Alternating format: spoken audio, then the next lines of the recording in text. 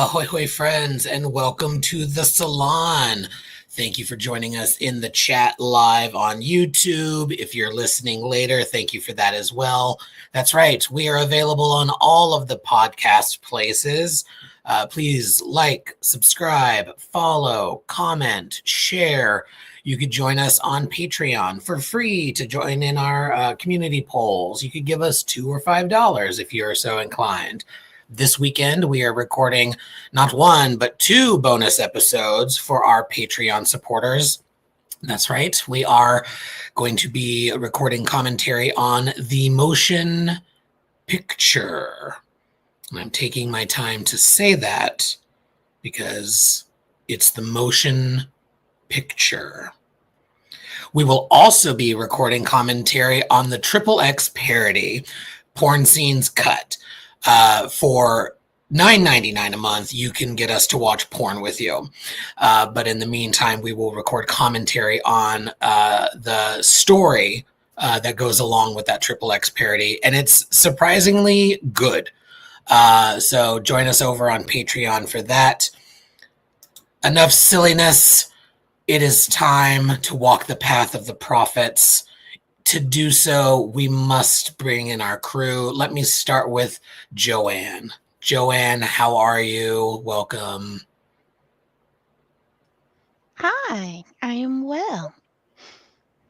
Let's bring it on down to Krista. How are you? I'm fine. I do not accept drinks from strange men on the beach. Nor should you. That was a pickup line if I ever saw one. Speaking of, here's Will. How are you? I accept strange drinks from men on the beach. Same. That's where I got this. Yeah. I've done plenty of strange things with strange men on the beach. And on beaches. Yeah. Trevor, how are you? For taste. I drink strange men on the beach. And here we go. Problematic gay alert.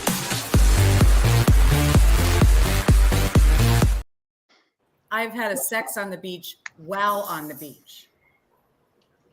Whilst having sex at the same time? That's private. Fair enough. So yes. Push the You button. thirsty bitch. In the arms of the angel. Fun She did fact. the sex on the beach as a booty bump, so technically it counts for both. Yeah. Fun fact, when I was on a campaign working in Florida, I had a date with a guy that ended up at the beach and things happened. And I did not realize until the next morning that my personal phone was missing. And so I had to drive back to the beach where there was no parking, by the way, because we had Ubered there the night before. Or actually, I'm old. We took a taxi. And so Huggy. yeah. So I parked at some random condo, walked like a quarter of a mile to get to where I thought we were. Luckily found it. And by the time I got back to my car, I could see the security coming to try and tow my car away. Empty parking lot, totally unnecessary, but it did get me to hoof it out of there real quick. So don't do stupid shit on the beach. That's the lesson of the Salon tonight, and I know that's why our audience joined us. So thank you for that. We should probably talk about Star Trek.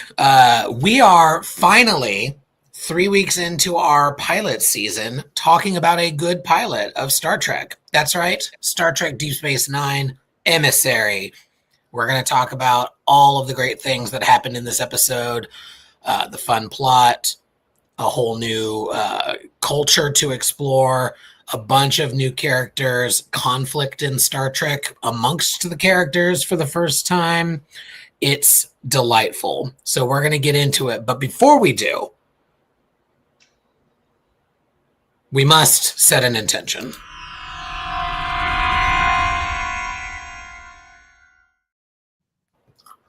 Indeed, we must. So I thought, in honor of Deep Space Nine and its original concept, which was to put the station on the planet Bajor, I thought we would just kind of change up the script of Deep Space Nine. What if Deep Space Nine wasn't in orbit of Bajor? What if it was in orbit of another planet from Star Trek? or another planet you just happen to know of for some strange reason. What planet would that be? What would you choose? I'm going to go wormhole old school and claim Barzan. It was back from The Price, TNG season 3. Devin Honey Rawl, for those of you who are interested in that sort of thing. But I'm going old school with the wormholeness and saying that I think it would be interesting. Maybe they found another wormhole in that star system. Maybe there's just something weird about the Barzan star that attracts wormholes. But I want to know more about the Barzan as a race. I want to know about their government. I want to know how the planet. I want to know what's up with the breathing apparatus. I know we got a little bit of Barzan fun with Commander Nan from Star Trek Discovery, but I want more, and so I'm choosing Barzan. I will move over and start our round robin game with Will. Will, sir, what planet are you choosing? I had 2. Okay. The first one I thought would be interesting would be Delta 4. So if there was Love the it. space station around Delta, we'd have sexy shenanigans. That would be fun. Lots And of then the other thought I had would be Beta Z. For just because we don't know much about it, and like it would be interesting with like what we know about like what happened during the Dominion War and all that, and like what and it would be a good reason to have like Luxana and Deanna around and all that. So yeah, I would have done those 2. I love it. Krista, dear. I'm very confused about these intention setters because I read that we were supposed to bring another person in or another cast member. Huh. Historically, whenever you mess it up, you get it right. So go for it. So I have 2 answers because this one threw me. Because my first answer was, what cast member or Star Trek character would I have in the first episode? And my answer was a Kenny Rogers cameo when Quark and Cisco were talking about knowing when to hold them, knowing when to fold them, and the whole gamble. Knowing when to walk away. Knowing when to walk away. So yeah. I was like, that's perfect. We could just have Kenny Rogers in the background, then thus setting the precedent for the lounge singer that enters several seasons later. But in answer to this question, I have a tie. My first choice would be Ryza because it's Ryza. And my second choice for after Ryza, I would go with the planet that Book is from, and I can't remember. Quajon. Yes, I would go there, and then I would open up a ayahuasca spa for all of those people that stayed on DS9 and live in their trauma. Come over here, eat, love it. Drink, throw up, experience your spirit animal. You nailed another misunderstanding. I don't know how I don't understand how this keeps happening, but anywho. Joanne, my love. So I, of course, chose Kronos. I almost stole it from you. That was going to be my second choice, but I realized I get to go first, so I always get my first choice. Absolutely, you do. Absolutely, because you're the boss bitch. So I chose Kronos, although I almost chose Ferengi, Will, because we're sisters. But Kronos, because Cisco could be totally like their anger translator, and just teach them the ways, but also be relatable, and just I don't know, I'd be into it. All of the tall, strong, aggressive speakingness of it all. Like, that's fucking hot, right? Yeah. Kronos. Also would make Worf's arrival make even more sense, right? Yeah. Indeed. We'll get him back home, and that's a whole nother arc. Brilliant. Speaking of home, Stanley, take us home. Yes. Will took it, and I haven't been able to think of a backup. Beta Z. I think that would be fascinating. I have always wanted to know more about their culture. You know, like I'm writing it into my spec script just for fun. Like, what does it mean to be a daughter of the fifth house? What are these houses? And you know, what does a society of telepaths look like? You know, how are they more open? Are they more guarded? Do they have rules? And seeing what a wormhole that gets discovered near them, like what would that do to a planet that's already in the Federation? Fascinating. But I do like Barzan idea. They're just coming up wormholes. Another one. We just like holes. Well, There's a cream that'll help with that. Problematic gay alert.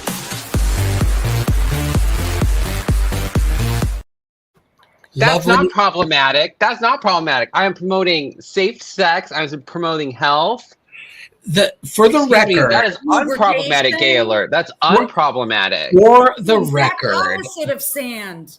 for the record, the problematic gay alert is a universal alert for anything vaguely Related. homoerotic, gay thirstiness. Problematic this dick, bitch. That was not problematic. Problematic gay alert.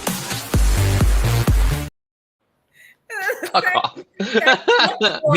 Yes, words mean things, but here in the salon, they can have multiple meanings. Lovely intention setter as always, Trevor. And now that our intentions are set, we can talk about our top thoughts.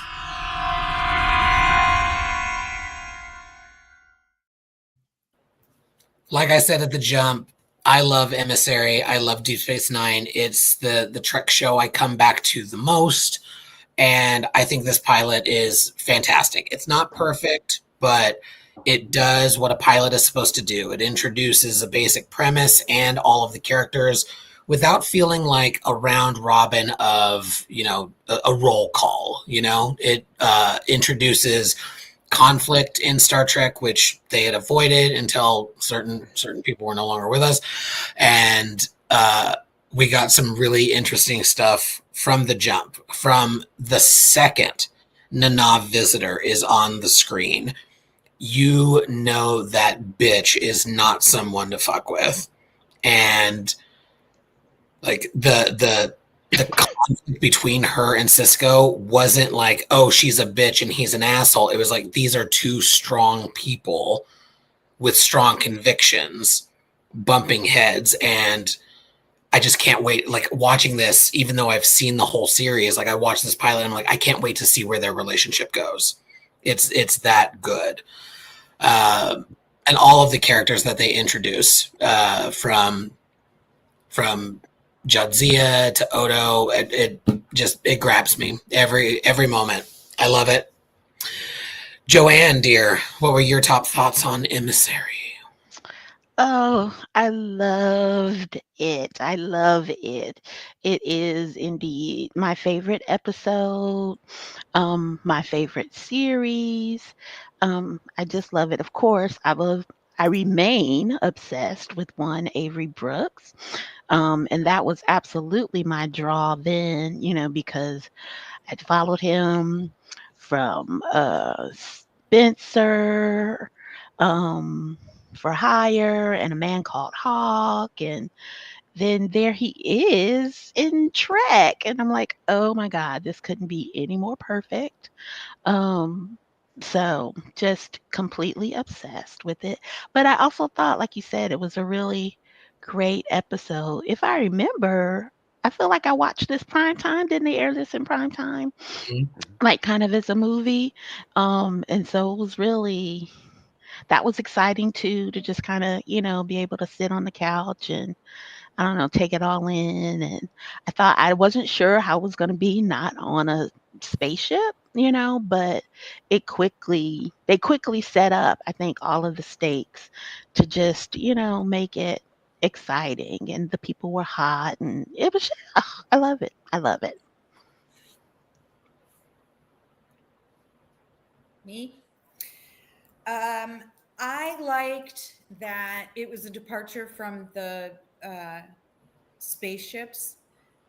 Initially, I was kind of like, how's that going to work? And to be fair, it looked like a post-apocalyptic like mall food court. Like I didn't quite understand what was happening. But getting past that, I liked that the it was multicultural. There were so many different cultures as part of the command crew, as part of the people, the upper echelon of people that manage it. But primarily what struck me as very obvious was that the themes that they were going to focus on were more on a personal level, which to me seemed like a departure from TNG. If they indulged that there, it was mostly with Picard or with Data, but this appeared to be a show that made very clear that it was sort of the psychological or emotional exploration that they thought was much more interesting. And I particularly enjoyed the suggestion right off the rip that you live in your trauma, and that a linear existence sort of precludes any other option.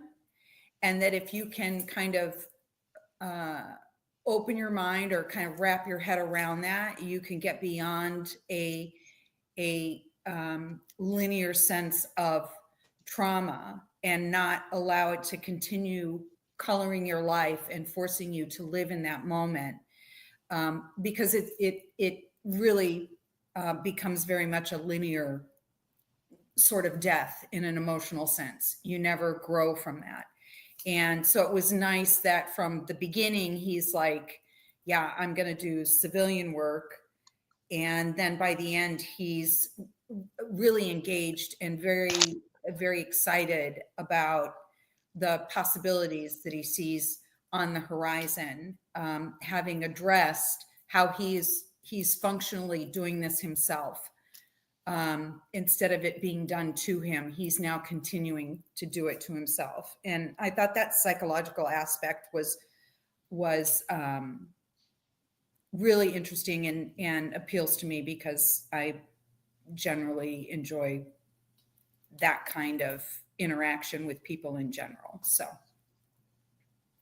the end. Awesome. This is like rewatching this. It's the difference between, like, if we're comparing as we think of the other pilots we've seen, like this compared to TNG, it feels like the characters as we see them at the end of DS9, like it feels like they have grown from the point we see them in the Emissary to the end of the series. Like you can tell from the moment this show starts that it's going to be based on character, that it's not going to be based on situation, kind of how TNG is. And it feels like the characters in TNG are so thin and they're so archetypal in a way where they change, but it feels like a retcon more than like a character development. I like how from DS9, from the moment you see this show, you know this is going to be so heavily based in character that the situation they're in is not nearly as important as how the characters deal with that situation. And each character is so thought through and they're so developed in a way where it gives them room to expand, where instead of them feeling thin, they feel like they're in a space to grow, where like the development is not from filling in the holes of the character, but from them like growing in terms of the situation they're in, which is super cool and super fascinating. That being said, this episode does have some problems. There are some wonky bits. It's very clearly an episode from the early 90s. So like the early to mid 90s. When did they come out? 96? Am I wrong? 96? I don't remember. 94, I think. 94. Thank you, 94. So you can tell that it's like a product of that time. Like it feels like a Saved by the Bell episode in space. But the idea that the characters are so perfect right from the jump and they don't deviate but they grow is super fast. It's incredible. It's a great pilot, right off the bat. Everyone here, thank you, Father 93. And it's just really cool to see in comparison to TNG, which kind of had a real moment of growth and figuring out who these characters were, and coming to DS9, which who knew they were almost the minute we see them on screen. Like the minute you see Cisco, you know who he is. So I think in terms of a pilot, I think it's the most successful out of the three we've watched previously. And at this point, it is my favorite. But it's a good pilot. It's great. So, and Rev, darling. Deep Space Nine is my favorite Trek series. It is my favorite Trek character. Deep Space Nine are 3 of my favorite words. Problematic gay alert.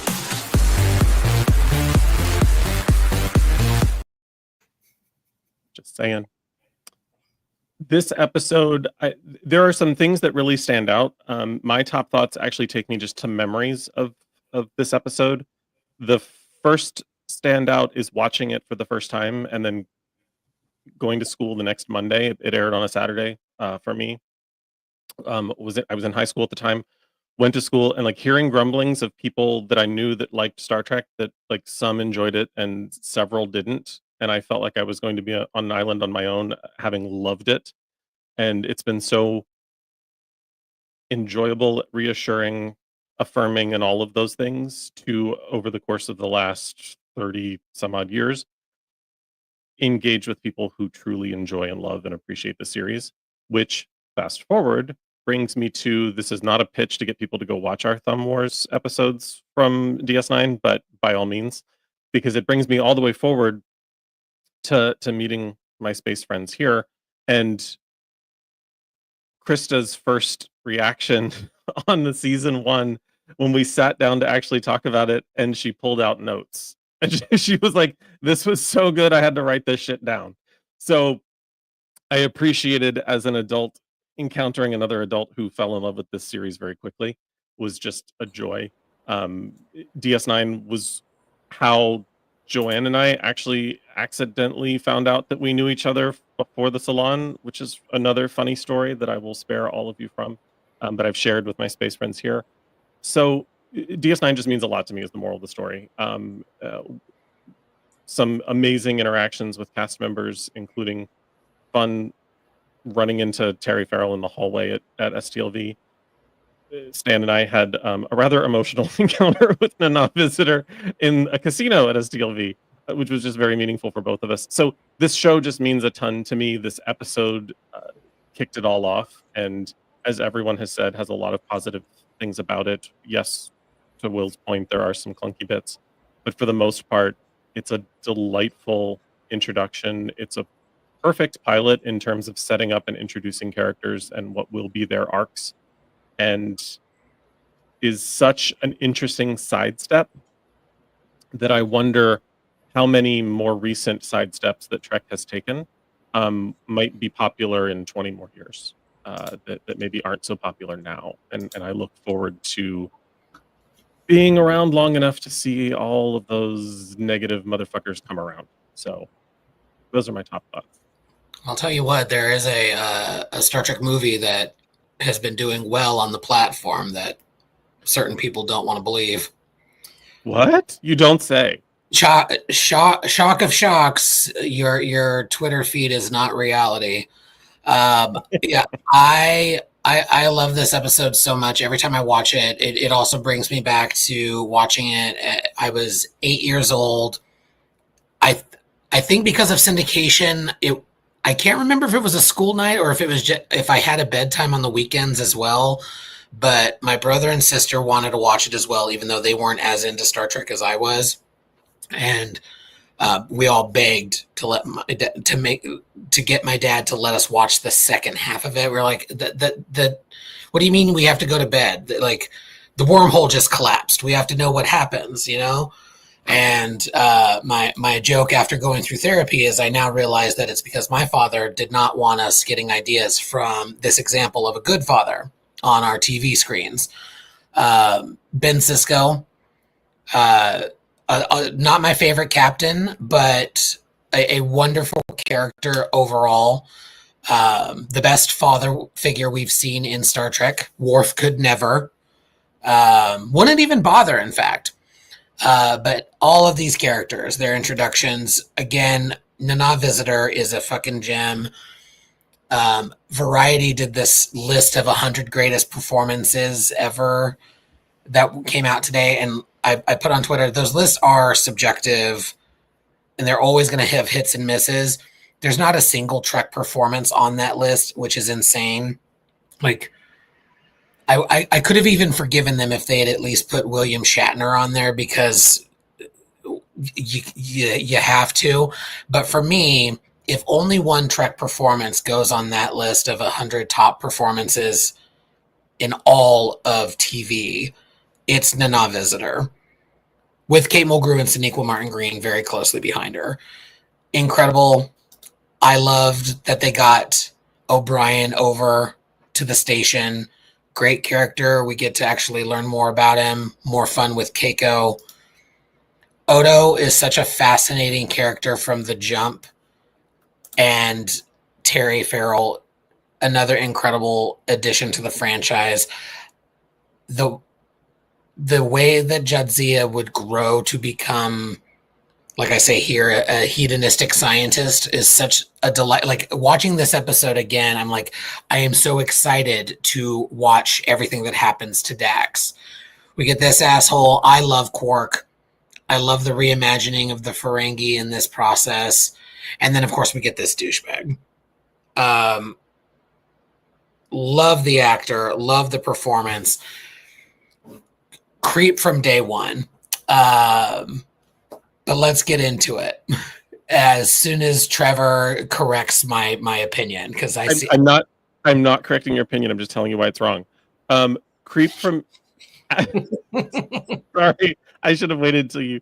Fuck it. I'll just say it. I should have waited till you swallowed. Thank you. Go ahead. It's fine. Everything's fine.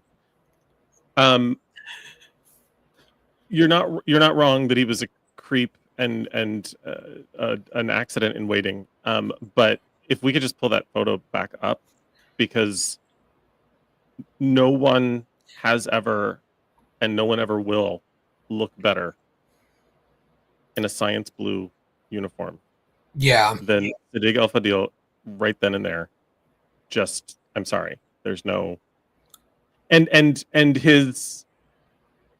him becoming sort of a foil for everyone, him saying stupid shit, him saying ethnocentric shit, was letting us know what Deep Space Nine was going to be all about. It wasn't going to be about perfect Starfleet officers doing the perfect thing all the time, and if they didn't, they would run to a conference room, sit around a table, and debate it until they came up with the correct answer. This was going to be gritty. This was going to be messy. People were going to say stupid shit that put their polished boot in their mouth, and Siddig went for it, and not only can get it, and look good doing it, but nailed that entire concept. Yes. Again. And still can. He is hot. Yeah. Silver Fox. Daddy. Yes. Yeah. From the jump.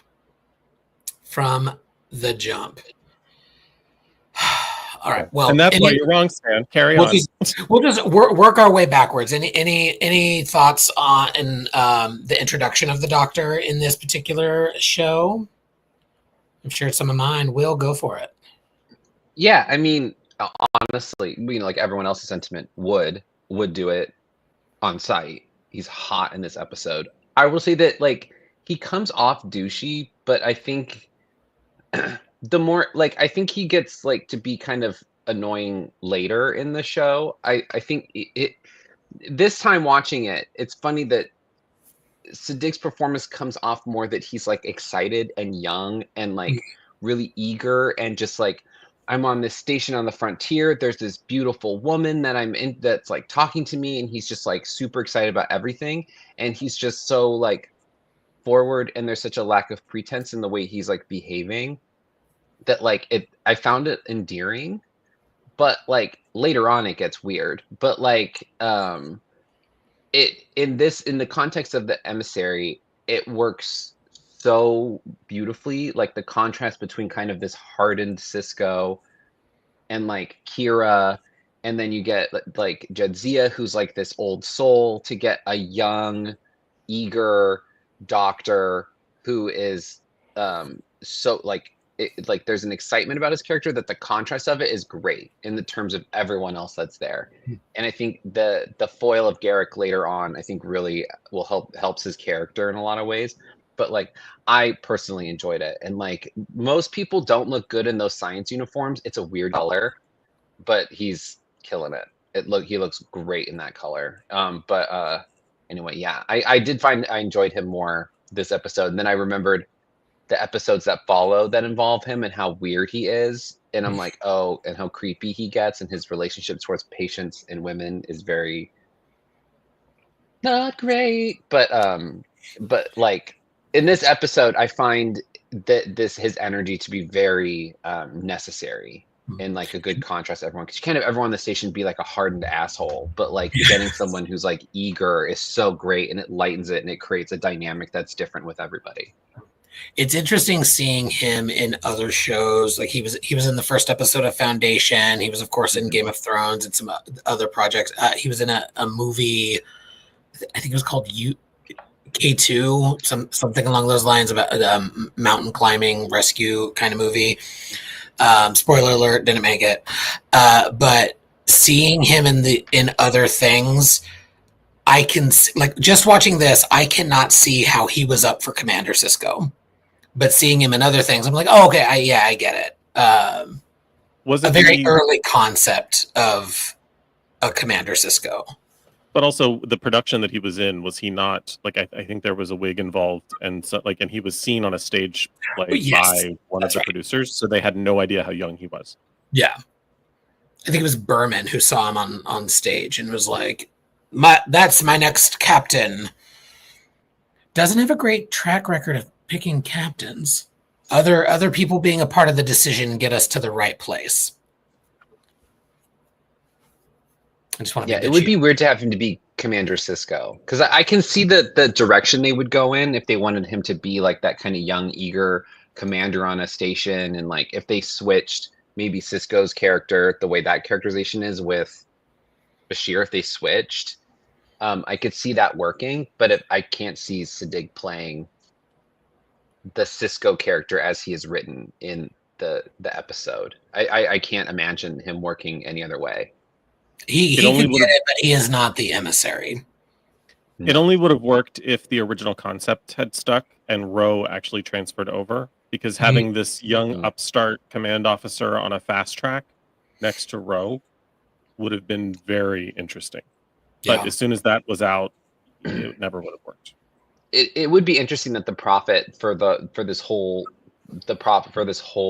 planet, this whole thing is some like young douchebag. I mean, that if there was going to be like a new Jesus, it would be some like skater asshole. Like it would be some young TikToker. It would be some bullshit. We all know. It would not be like some like calm, like it would be some guy doing a TikTok dance and doing like a really shitty lip sync to an episode of The Office. Like it would be terrible.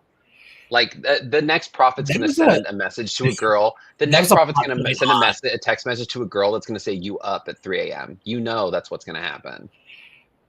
I think he's going to come back and he's going to say "you up." The Office riff was a plot point in Girls 5 Eva in its first season. Oh, really? Wow. Like Jesus is Daryl from The Warehouse or something like that. Judas is Dwight. Anyway, other thoughts on Dr. Julian Bashir's introduction into the franchise, Krista or Joanne? You don't have to have thoughts, but I want to make space for them if you do. And how about Quark, Community Leader of the Year? Thoughts on Quark? I liked Quark. I thought beyond Cisco, he was my favorite character of the episode. I like a flawed, morally gray, um, I don't want to be here either, kind of motherfucker. He was just, I was like, oh, this is going to be good, kind of exciting. And I really thought too, I was like, oh, he's going to bring out the hawk in Cisco. So, I thought we'd get some Ferengi, some Cisco on Korg violence. But which was exciting, right? But I liked Quark. I still like Quark, actually. I'm glad they fixed that makeup. That makeup was boot nasty. It was bad. Thank God they fixed it. But like, yeah, it's bad. It's bad. Like his chin's too long. Like it just not great. It's all there, but they needed some refining. But they nailed it. Like literally the next episode, it was completely different. But Yeah. yeah, I think to echo Joanne's sentiments, I think Quark and like specifically like him and Odo's relationship is great. Yeah, it's a great point, Jenny. He's like the perfect anti-hero because like he's cares about money. The thing is, you get the base character. Like, I mean, he grows as a character, but like his motivations from the minute you see him. He's fully formed by the time you see him. Like he grows and changes, but he doesn't deviate from this character. It's so interesting, this show now, and like looking at TNG, where it's like Data's doing creepy fucking smiles in the episode, and you're just like, okay, great. And then it stops later on, and you're like, when did he stop smiling? And it's like, well, we kind of retconned it or whatever. It's just weird. We didn't mention it the last time, but that smile was awful. It was just like murderous. I don't know, but no, love Quark. You grow to love him. At this, I was kind of annoyed, but like, you get the gist. And it was such a good reintroduction, I think, of the Ferengi because they were so awful in TNG and One Note and, just kind of over the top. But this really, put them in some context, I thought, and just, they had color and flavor and you could understand. And it really made more sense like, oh, they're like we or humanity or, Earthers used to be. You could see that, I think, really better in folks like Quark and the other Ferengi on the station. So I thought it was a good reset for them as well. And Star Trek always has the alien of the week or the alien character, be it Spock, Data, Odo, even Neelix to a lesser degree. We'll get into that next week. They're like a mirror to our society. They're the alien of the week, or the aliens that are there each week are sort of like how we have conversations about humanity. And so seeing in Quark greed is always fascinating. I think Quark would, in fact, there's an episode where he tries to do really well in our time. I think he would do really well right now, unfortunately. Capitalism. Other thoughts on Quark? Just love that Armin got to be the one to do the reset. Yeah. That he was the not so great Ferengi, and then one of our best. Well, they gave him the freedom to give depth to an otherwise one-dimensional character. And again, that's kind of the cornerstone of this series and why it's so beloved, is that it allowed depth in sometimes, and thank God Ken's not here, but sometimes it's a very one-dimensional sort of tropey presentation of what men are and what women are and what others are and all of that. And DS9 made it very clear in the first episode that that's not what was going to happen. And actually, I wanted to mention the fact that they chose Bajor, which is such an intrinsically dedicated to faith culture. I mean, that's really kind of huge in terms of incorporating that into a weekly discourse that they didn't really, whenever they, the last time they discussed religion on TNG, it was like, oh, the Picard, and then he gets a crossbow bolt to his leg or something. I mean, it's like, it's very clear that the freedom they were allowed in this show, and I don't know how they managed it, but the freedom that they were allowed in the show makes it a much better show than its predecessors. And fuck all of you who disagree. I'm not taking questions. I'm just saying. I didn't have any. I'm talking to the hundreds of thousands of people that salivate until they can get this on Friday if they miss it. So just like and subscribe. Like and subscribe. We're doing Cheers. porn. Speaking of hedonism, fan site now. what do we think about the introduction of Jadzia Dax? Also retconning a species a little bit. Terry Farrell was too goddamn hot to put in prosthetics, so they gave her tattoos instead. Not really tattoos, but a revamp from the Trill that we saw in the TNG episode. I love Terry Farrell. I love Dax. I also love Ezri, but man, do I hate what happened to her. But we're just talking about the pilot, so I'll stick with that. Really interesting. From the jump, we get this very different kind of relationship with the commanding officer. We get one of his subordinates is calling him by his first name. They have this friendship from both of their past, very different from her past. And he's just meeting her for the first time, but reacquainting with his old friend Dax. Really fascinating, a very cool sci-fi concept, and Terry Farrell just does a fantastic job with it. Especially knowing where the character is going to go. I can't say enough good things about Jadzia Dax. Who wants to share their thoughts about her? Let's go to Krista. I'm going to go with the contrary opinion. I watching it again for tonight. The only thing that struck me was that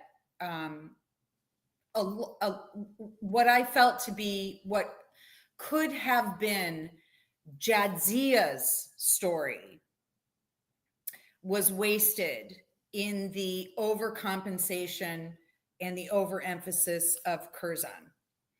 And in the pilot episode, her, touching the orb, her most I'm assuming traumatic, or the thing that she lives in, is when she essentially watches him die so that his cephalopod can be placed in her stomach, whatever. But again, the character of Jadzia so often lives in the shadow of Curzon, and that is my one serious criticism of DS9 is that for whatever reason, Jadzia did not ever seem to be presented as something not collateral to Curzon. And maybe that's the the deal with Trills, but then just put the Trill in an old man and have the old man do old man wrinkle ball stuff. Like you put him into a beautiful woman. How about we get the woman's story, not. So that's my one criticism. It may be completely irrational, but it is the thing that I immediately felt when I watched it again shortly before the Salon. I was like, ugh. Yeah, I think that makes sense. I feel like we get so little about her other hosts that just sort of exacerbates the Curzon-ness of like you said, her living in his shadow. Not even just as the most recent, but it's the one that we hear about most. And some of it makes sense as most recent, the relationship with Cisco, but at the same time, I think you're right. They could have done a much better job and now it's Jadzia. Like not because of Curzon, this, that, or the other, but rather this is Jadzia's take on whatever's going on. You know, we know that she considers a blood oath, secrets, and what's another form of that, like a rule of threes here, but like she considers those things from her past to be sacrosanct. Like she continued that blood oath and leaned into her Curzon-ness rather than being like, no, I am not Curzon anymore. I'm Jadzia, and that's why I still consider this blood oath that critical. And in fact, her being a scientist is what ends up helping them defeat the albino. But again, getting ahead. But her introduction, there's a lot of potential there. Some of it we get, some of it, I think you're right, it gets left lacking. But Trevor, I saw that pen raise. Yeah, I was just gonna. It's my signature move. I was just gonna say, I think to Krista's point, it would have been interesting. I wouldn't want to lose Terry Farrell certainly in Star Trek, but it would have been interesting to reverse the gender progression and have maybe Curzon, maybe Jadzia Dax was the previous host and was an older woman who had mentored Ben, and Curzon was this man who was struggling with the incorporation of not only a lifetime of memories, but the most recent of which being 95 years of being a woman. That would have been an interesting play on things. Not to say that Jadzia wasn't, but clearly any interview that you listen to, particularly if you listen to some of the Delta Flyers as they go through the first season of Deep Space Nine, Terry's feelings about the first season and how she was being directed and how they kept wanting her to be a thing that just wasn't natural for an actor to attempt to embody. And once they stopped doing that and let Jadzia be Jadzia, the character improved and made more sense and the performance was better and all of that.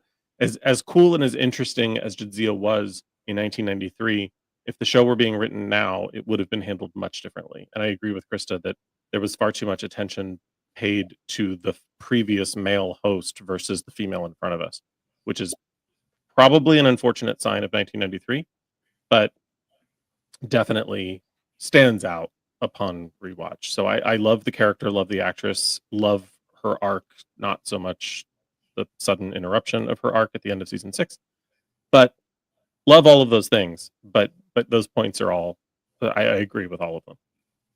I wonder if they were trying to mitigate on some level, and this might have even been Avery's a little bit of influence, because I think it felt like they were really trying to, set them up kind of in that Kirk Spock dynamic.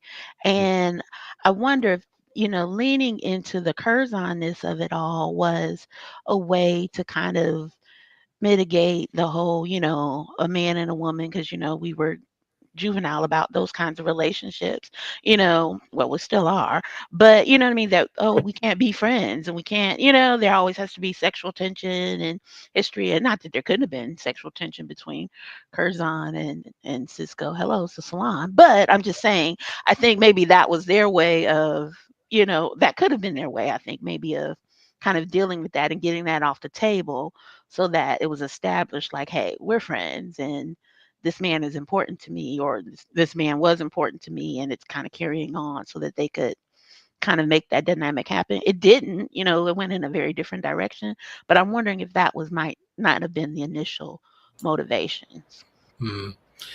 Yeah, I'm inclined to agree with you, Joanne, because it feels like the the relationship that they're trying to endear Jadzia to Cisco by way of Curzon. So they're trying to develop a deeper relationship so he's not arriving here like without kind of like a foundational relationship that's kind of pre-existing this episode.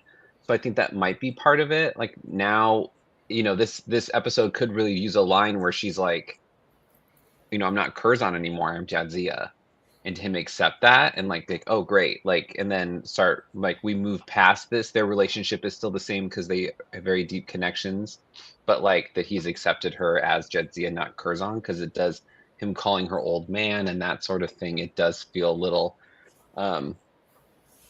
with the Trill being kind of a light transit allegory, it does feel a little dead namey. It does feel a little, there's a little bit of texture there that does come across where she's kind of fine with it. So it's like we accept the character as they're like, if she's uncomfortable with it and he's doing this, and we get that kind of moment.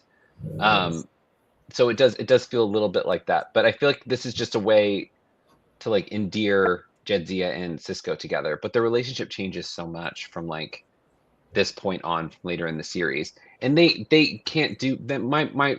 They can't do my gal Terry Farrell any favors with her hair. Like they have no idea what to do with that thick mane of hair, and they're just like, cool, here's the saddest ponytail. It looked great and rejoined, and I'm like, just let her have that hair. Let her have the sexy lesbian hair.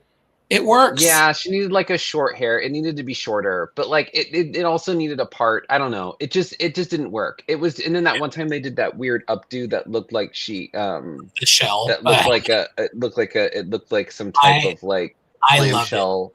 Yeah. It was a lot. But it looked ridiculous, but I loved it. I love big hair. Yeah. It was great. I agree, but the old man nickname, it got to be cute and endearing, but I think y'all are right. Like there was some execution needed here to put a button on it, I guess. And speaking of putting a button on things, we got to talk about Odo. I don't want to put a button on Odo. I want to talk about Jadzia. We can do that too. No, I was just going to say, I said it before during Thumb Wars Season 7. I think the biggest mistake was bringing Ezri in as a female host. I think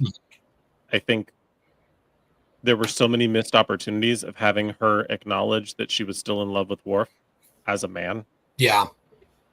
There was so much potential there. And having Worf react the same way because he felt it was dishonorable to Ezri, but having nothing to do with the transference of the symbiont from a female to a male. Simply, it would have been a nice way to dispel homophobia by not addressing the fact that the gender was even an issue. That Worf was just pissed off. Would have been less of a problem. Yes, Worf would have just been pissed off Jadzia was dead and would have been dealing with it that way. And this man would have been saying to Worf, I'm sorry, I still love you. Yeah. And Worf not being freaked out by it, but being upset about his dead wife. It just would have made that story better, in my opinion. Sorry, I had to get that out in the 3 seconds that I had to. And that little twink would have been like, listen, you've got two. I no longer have two, but both can go into one. Problematic gay alert.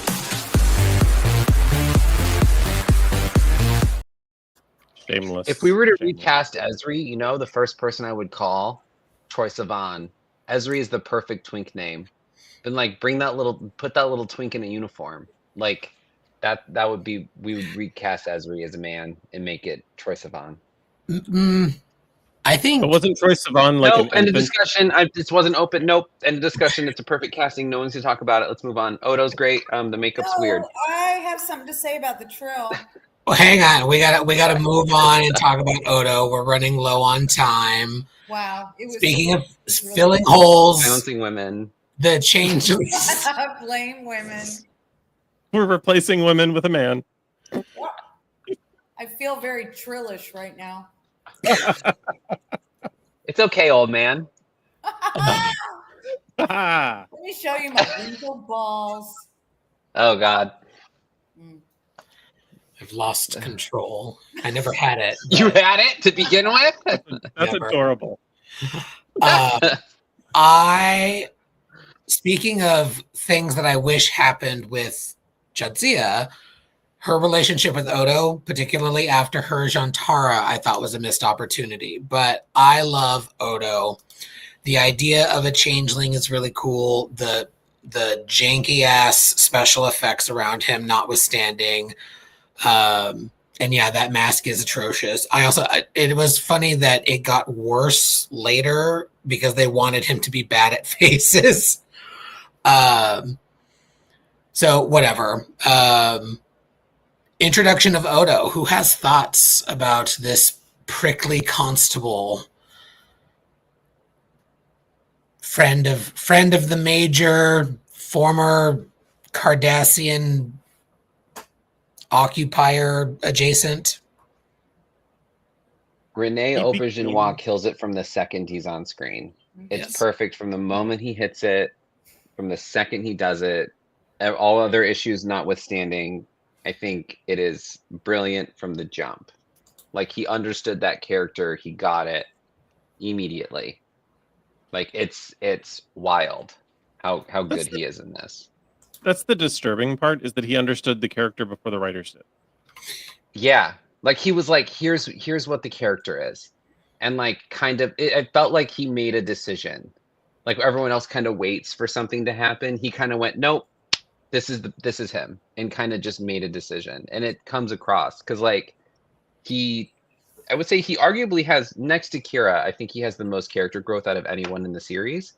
And I really do think that he sets himself up for like success.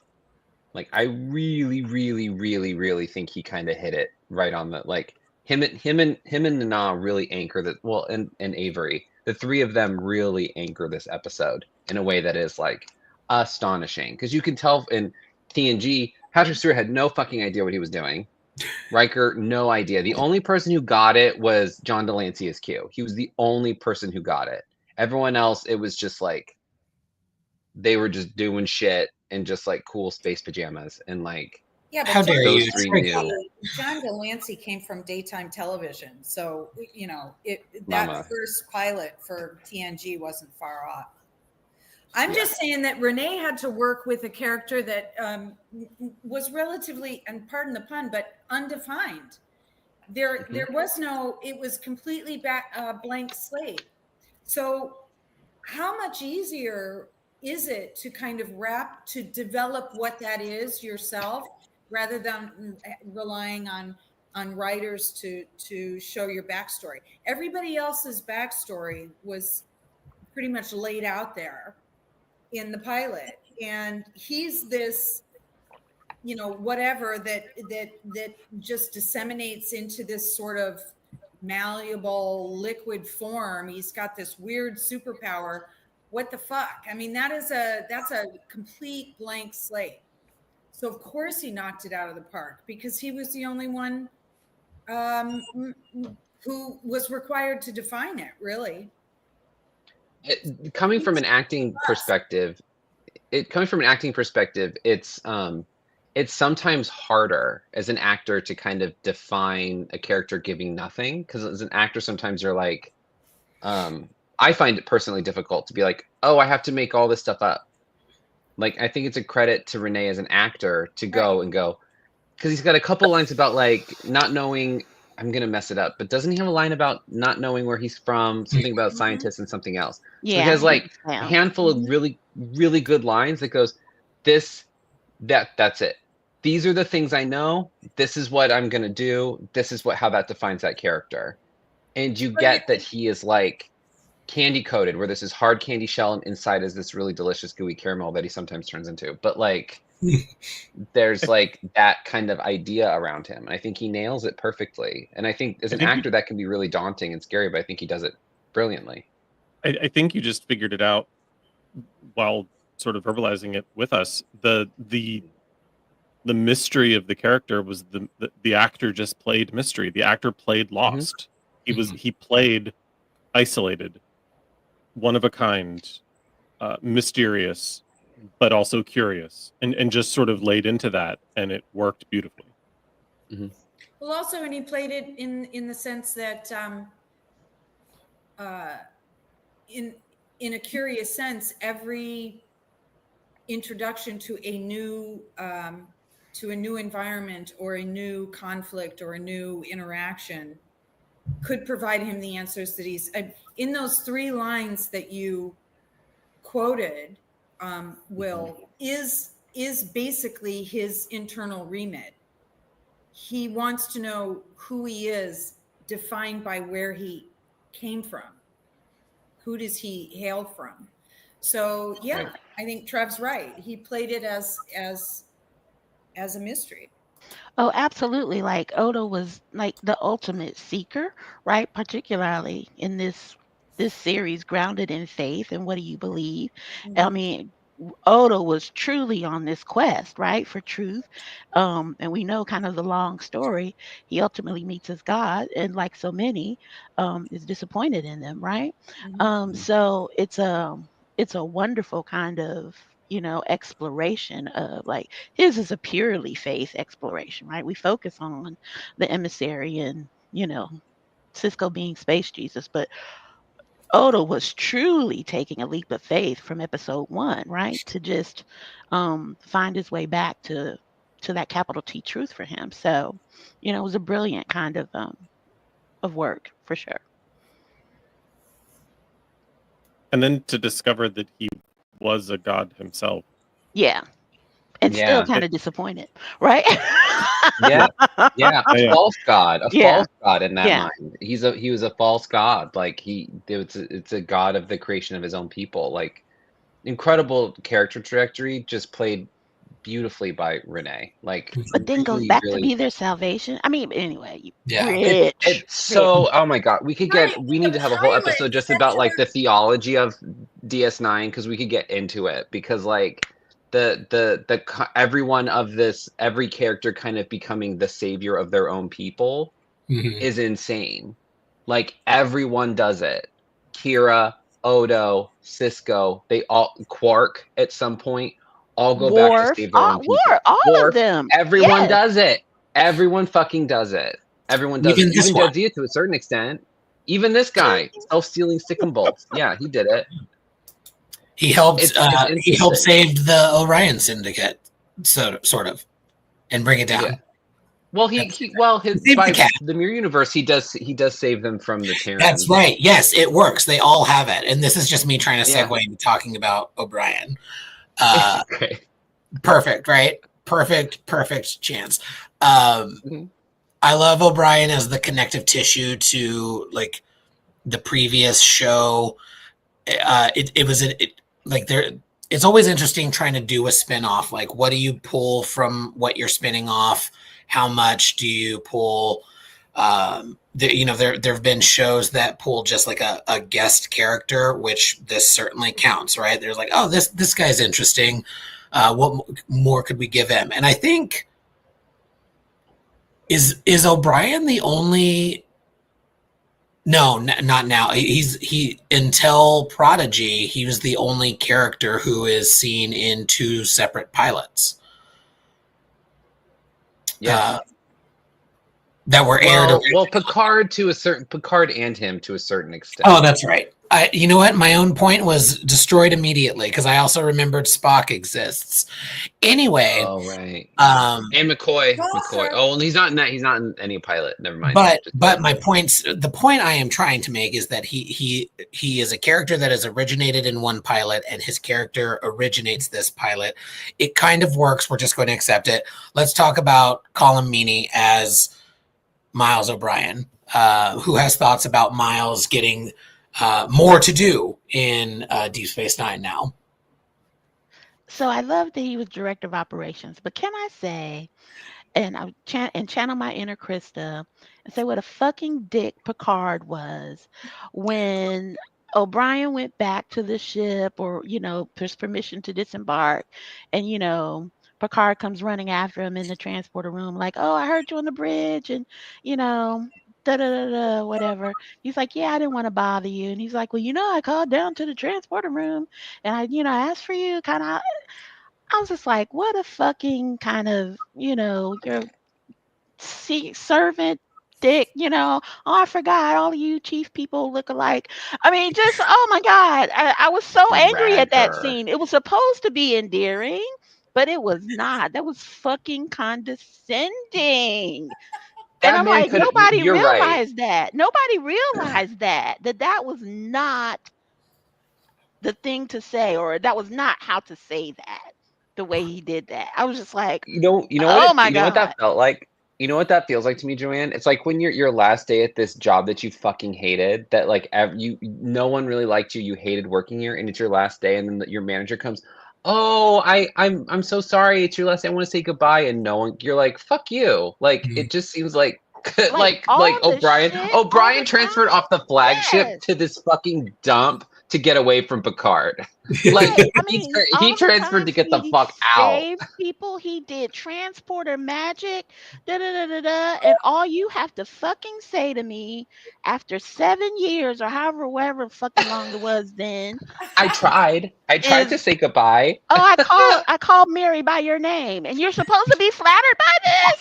No, I didn't no. even Oh, get a goddamn watch. it would be funny if Picard didn't know O'Brien's first name. He's just like, thanks, bud.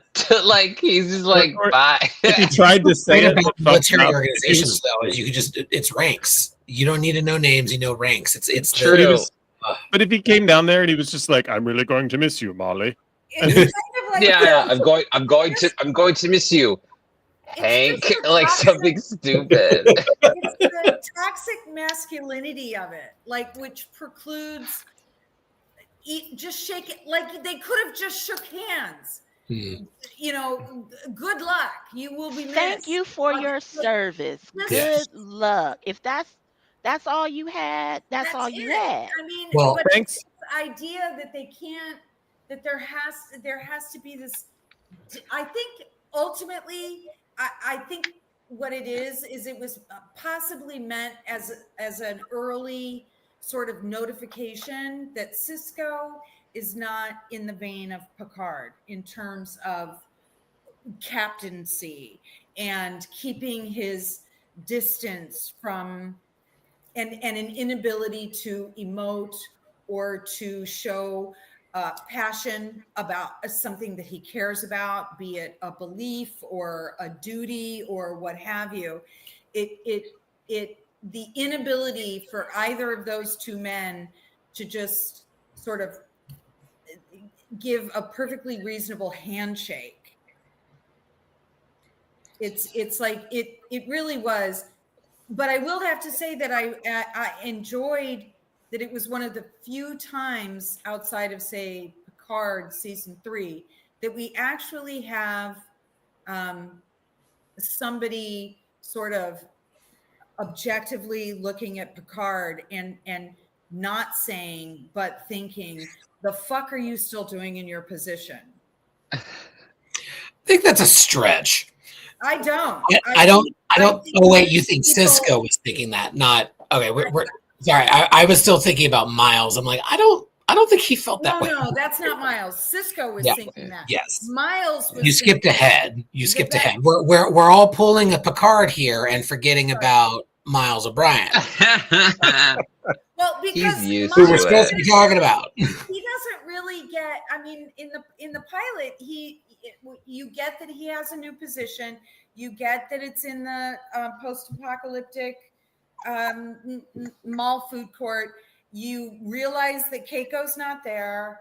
He, works his magic, and he.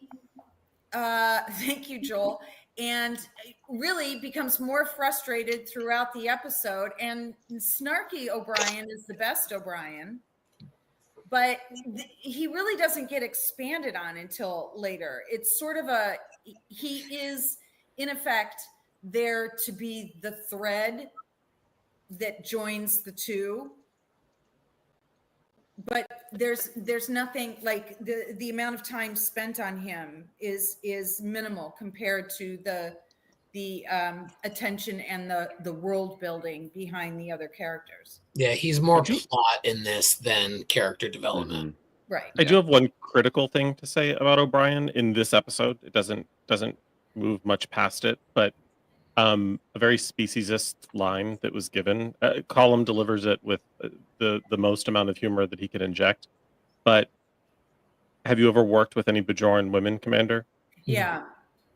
Is really problematic.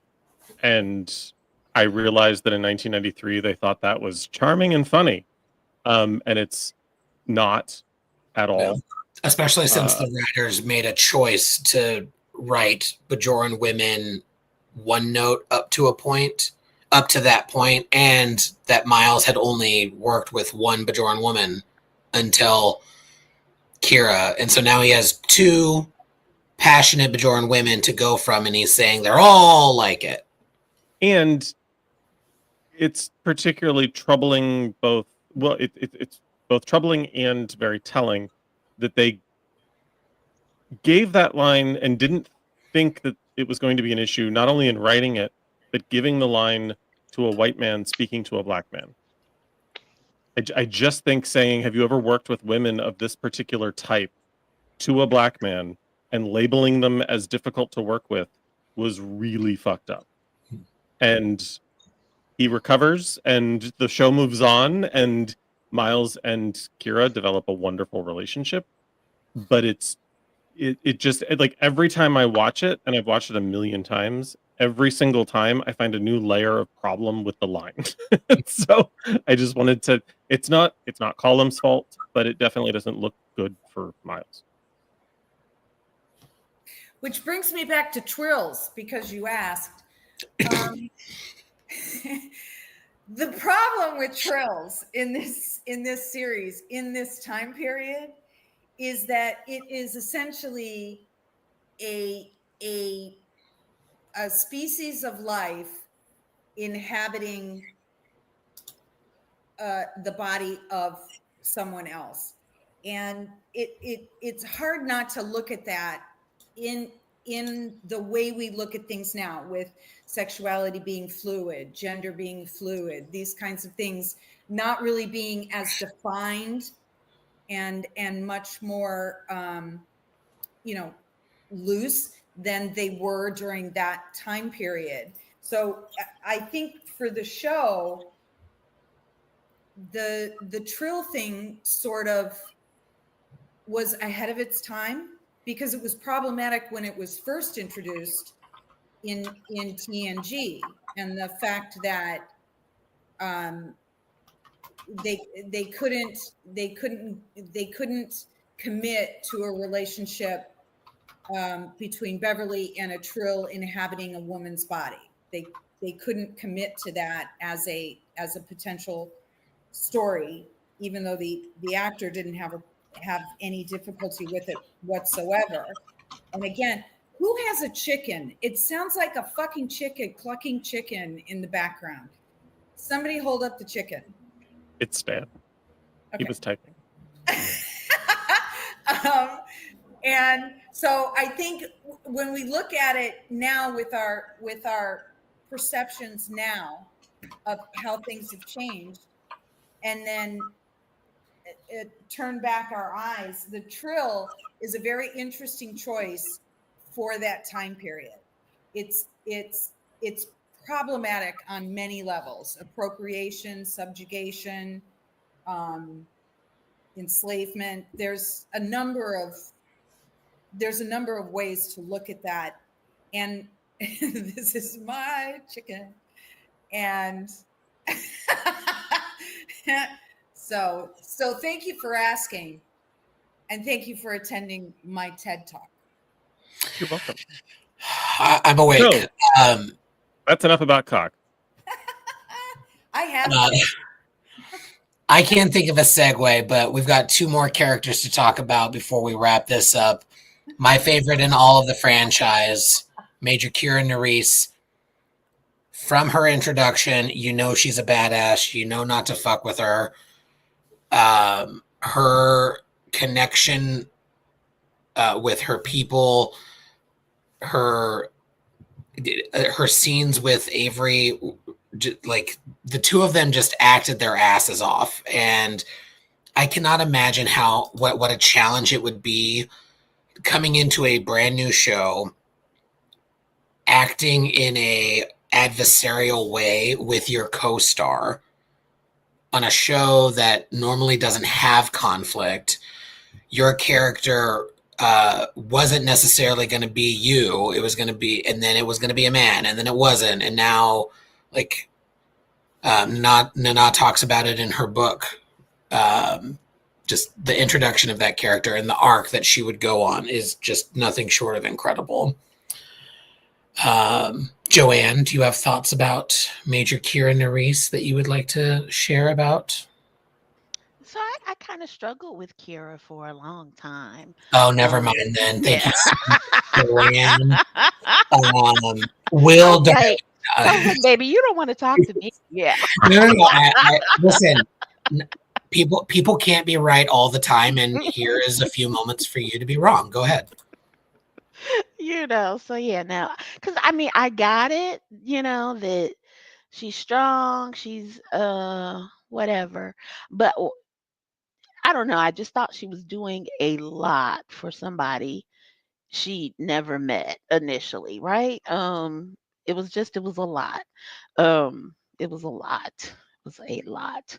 But, I get it. They wanted to, I don't know what they wanted to do, but I guess it got to some place that was good. But yeah, she was too much for me initially. I can't lie. I don't know if you're touching on this at all, but there is definitely a layer of white woman talking to a black man that way. Absolutely. It was very fragile white woman. Yeah, I was trying not to just be, white women are dangerous, but white Yes. women are dangerous. Yes. And particularly in relation to black men and that whole dynamic. But so it was a lot to process. Like I said, I realized where we were going, but it was still a lot. Yeah. With that interaction, especially, you have to keep reminding yourself, like, okay, she's been going through a lot. But girl, calm down. The Cardassians are gone. Don't be a bitch to this man. I had some practical issues. I obviously love the character because I've spoken about her quite a bit. And she's my favorite of the franchise. But initially, I thought, sort of looking back in retrospect, it would have been nice if she had commanded some sort of resistance vessel. Like there was some sort of explanation for why she went from a terrorist to a major in the Bajoran militia. Like, help me understand that leap. Help me understand why she's sitting at the pilot's seat of a Federation runabout and can operate it. Like in the first episode, was she a great fighter pilot? Was she something that all we ever saw of her when they did resistance flashbacks was her crawling through caves because #caves, and occasionally running down the side of a mountain to shoot at people, to shoot at Cardassians from that are departing a skiff or whatever. But like there was no explanation for why she was reasonably high ranked and also very technically skilled. I did like the line, "I'm a Bajoran administrator. This is not what I signed up for," which I think comes down in Alamarine Count to 4. So we don't get that for another few episodes. But exactly, yes, Joanne. All of Joanne and Krista know the moves. If you're ever trapped in on the 4th shap, ask Krista and Joanne for exit strategy. But truly, there was never an explanation for her technical prowess and technical skills and knowledge. That would have been a helpful thing to add to her backstory instead of just, have you ever worked for a Bajoran woman? And sorry for boring you, Stan. Okay, next. Girl, you and your generation, people yawning does not indicate boredom.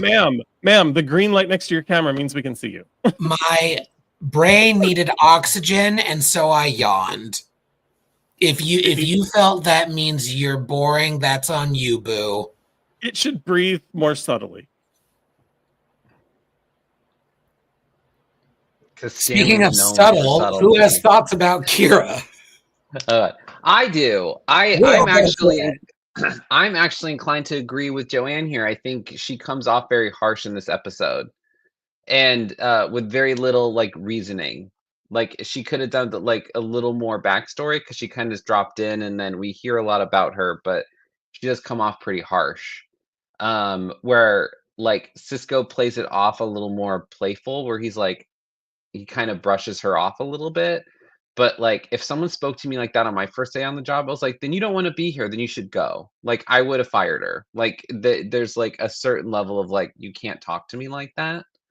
Regardless if I asked for your opinion or not. But like I just think she's it's a little heavy-handed, but again, I think Nana plays it fine. I just think it's written a little heavy-handed for this episode specifically because she does change quite a bit even from this episode to the next.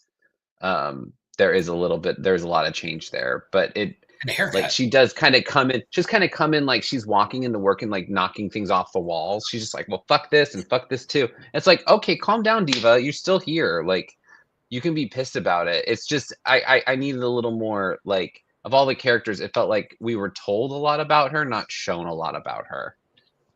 Which I think is part of the problem. We're told she's a militia. We're told she was a former terrorist. We're told this. We're told this stuff, but we're not like she never says it, and she never like talks about. We don't see how that affects her like initially. So it's hard to justify her behavior like in this first episode, but it does give way to other things. But obviously, but I think this first episode is a little like, damn bitch, then quit. Like, what the fuck are you doing here? Like, Fighting for her damn, get out of people. here. You're all But wrong. no, I know, but it's like you're not gonna do that. This is the wrong way to do it. Like you're pissed at your boss. Like, I don't know. It did rub me the wrong way initially.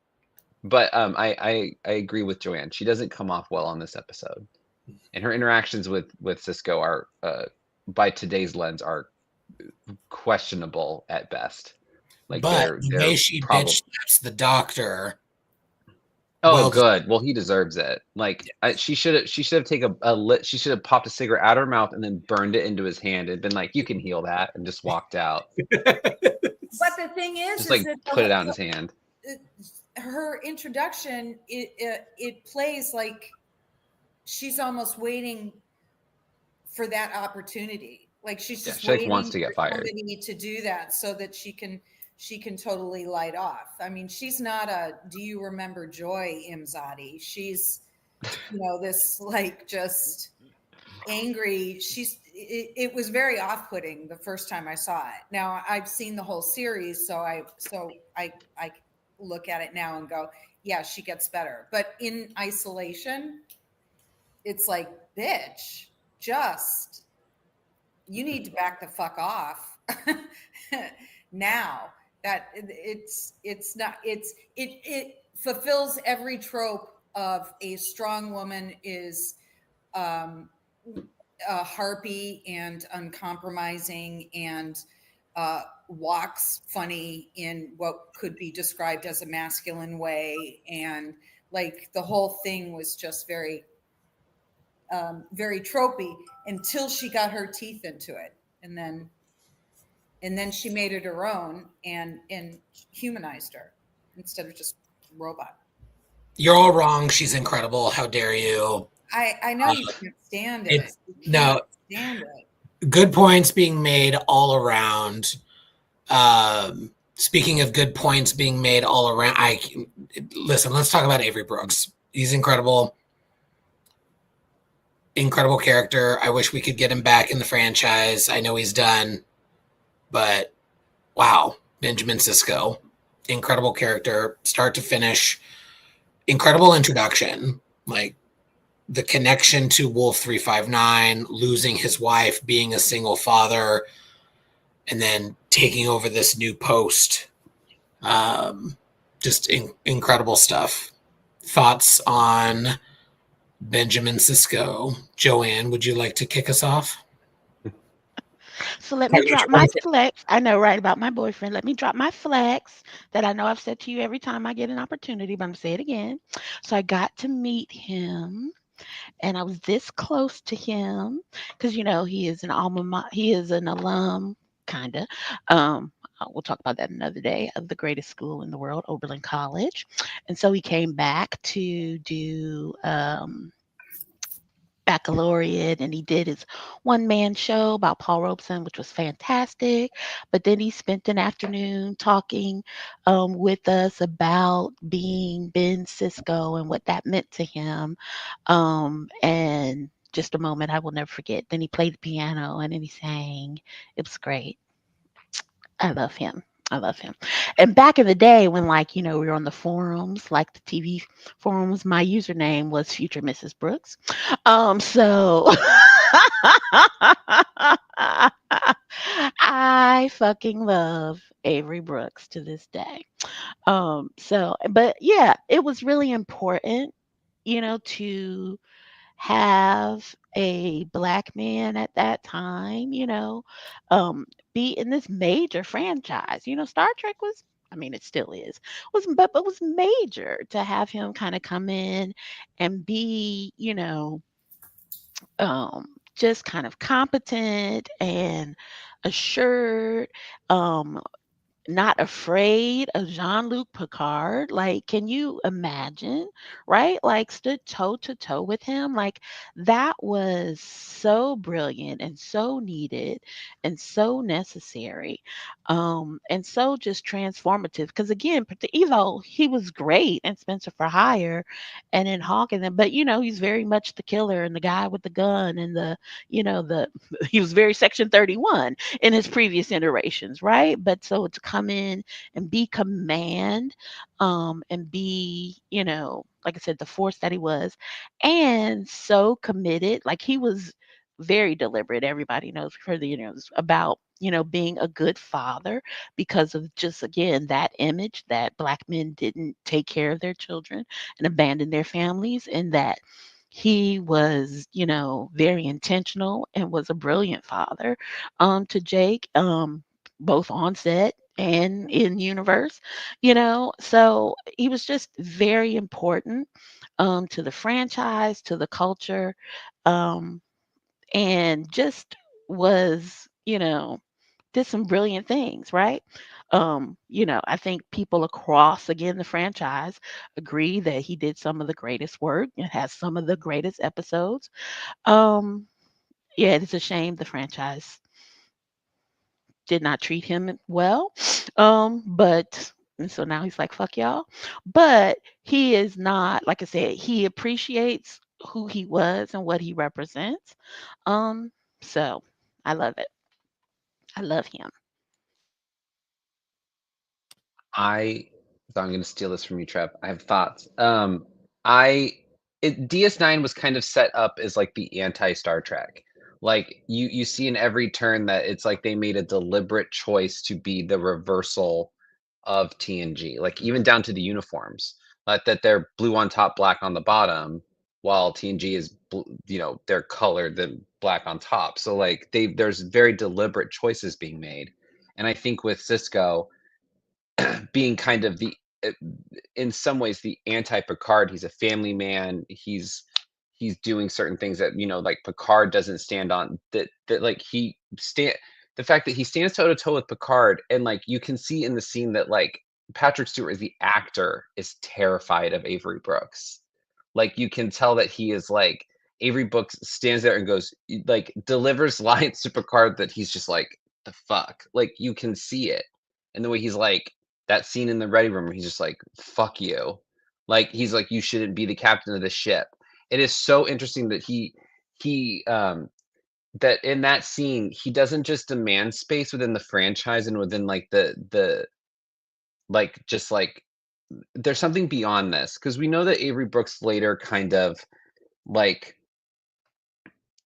he approaches like certain things in the franchise as like very aware of the race and the way that the implications of this and like kind of the whiteness of Trek at this point, where you can see that he doesn't just ask for the space within the franchise, he takes it in that scene. He takes it. And it's like he goes, he just pushes people aside and goes, this is where we're standing. And I think it's such a brilliant performance on his part. and like the way he treats every aspect of this character, it's incredible. Like he's not Picard, and I think it makes this point that he's like and nor does he want to be. And I think there's this idea that they all have to rise to this certain standard, which at that point is whiteness. And he goes, "I'm not coming to that standard." He's literally blazing a path, and I think um just as a performance and like as a character in this episode, I think it is like so fucking good. It's like he kills every scene. That scene with him in the dock with Jake is like it's brilliant. Like it's so well acted. He's so tender. He plays the nuance of these characters. He has to be a command. He plays every face of this character of Cisco as like a leader, as a father, as a religious as the face of a religion, as this kind of prophetic figure. He plays each one of those faces so specifically and so brilliantly. But they all seem to sit together without contradicting each other. It just goes to Avery Brooks as a talent as an actor, the way that characters are written, and how he is like same kind of in the same vein as like Renee with Odo, kind of fills in the blanks, goes, "This is who this character is," and makes a very strong, stern chance as an actor, as an artist, and as a person, as a black man, and goes, "This is who this person is," and sticks to his guns because he doesn't deviate from it for 7 years, which is incredible. Hundreds of episodes, and he's always so steadfast. It's incredible. Because even Picard kind of moves all over and does weird things. Like, why is he on Ryza and with his balls hanging out? It's so weird, but Cisco never does it. Everything seems so specific. It goes back his to the balls center were of the out in character. this episode. Balls and titties. Balls, titties, everything. It's wild, but he is so. It Here is. for It is. all of them. Everything goes back to this character's moral center. Every single action of it. It's and it really is frustrating that like, you know, the franchise treated Avery so badly that he's just divorced himself from it entirely, because I think the franchise needs him back. I think it really desperately needs this kind of moral center again. Someone so steadfast, because I think DS9 is really what, in my opinion, really set the franchise kind of on fire, because I think it expanded what Star Trek is. Because at that point it was kind of dead, and it changed the way we viewed Star Trek.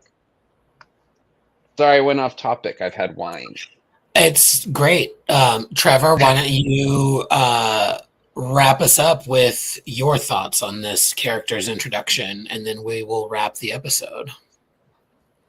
I will just say that I think the thing that gets overlooked the most whenever people talk about 90s television is the fact that Ben Sisko is one of the best examples of a television father and the best examples of a black father in television, and it's never talked about. I love that Sirach talks about it at every opportunity. I listen to the Seventh Rule rather religiously, and he speaks so fondly of Avery, and just hearing stories of from first and second season, he was taking Avery was taking Sirach to baseball games with Avery's biological son, but was introducing Sirach as one of his sons to strangers, to friends, to people that he was meeting. Their connection bleeds through the screen to the point where I have a hard time believing that Sirach has a different father. And what's beautiful is that Sirach has clearly embraced that he has two fathers. His biological father who raised him, and Avery, who clearly adored him on set and continues to adore him into Sirach's adulthood. So I just think 90s television and just television history was better for Avery Brooks. What a lovely sentiment to end this episode on. This pilot was excellent. For folks joining us, be sure to check out our Thumb Wars when you go to our page on YouTube at Salon Trek. Be sure to like and subscribe. There is a playlist with our Deep Space Nine Thumb Wars where we talk about each of the seasons and each episode, giving it a thumbs up and a thumbs down. And there are more thumbs ups than there are downs with this series, so check that out. all the podcast things. Like and subscribe. Follow us in your favorite podcast place. Comment on all of our videos. It tricks the algorithm into liking us more. You know what to do. Trevor, why don't you close us out with the tallies and your announcement? My special message. Yes. My special message is both in honor of Deep Space Nine, someone dear to me who loves Deep Space Nine, and Black History Month, all happening all at once, which is a book of 20 Afrofuturistic stories called The Black Fantastic. It is edited, and these stories are compiled by Dr. Andre Carrington, who is a professor of speculative fiction at UC Riverside, and also my cousin. So I'm plugging my cousin's book, but it's wonderful, and hope that you can find it on all of the places that you would normally find paperbacks, and it's also available on Kindle, and it's delightful, and you should read it and download it and purchase it and all of the things. It's a weird time in the United States. Black history is somewhat under attack. It is Black History Month in February, but every month is Black History Month because Black history is American history. So there, I said it. Let's move on. The tallies for tonight. There were 7 problematic gay alerts. Congratulations, team. There were 2 problematic ally alerts. There was 1 tosser alert, which just warms my cold, dead heart. There were 5 card Texas Hold'em worth of points to Krista for fucking up with Kenny Rogers. Let's see. There were an additional 47 bonus points to Krista for having things to say about trills and finally getting to say them. I gave 69 bonus points to Will for basically agreeing to share Sadig with me, which is not as awkward as it sounds. An additional 15,000 bonus points to Will for oozing with Odo. Nothing else needs to be said. 999 bonus points to Joanne for kind of workshopping Cisco Quark fanfic live on the air in front of all of you. So, hey, girl. And last but not least, 1 million British pounds worth of bonus points to Lady Jenny Anytime for joining the salon from another continent and appearing to have a great time with us. Yes, thank you. At 2:30 in the morning, her time. Work, All Diva. the way from Manchester. I love Jenny so much. Mwah. And does everyone have something? Does everyone have something left in their glass, I always have something left in or a coffee mug, and or a coffee mug? Awesome. Well, you ready? You're ready. Okay, awesome. To Renee Auberjonois and to Aaron Eisenberg. Cheers. Cheers. That's it. I'm done. Thank you all for joining us. We will be back next week. Same time, same YouTube channel at Salon Trek. We are talking about the Star Trek Voyager pilot next week, Caretaker. And until then, you take care and live long and prosper. All hands abandon ship. Proceed to the nearest evacuation zone immediately.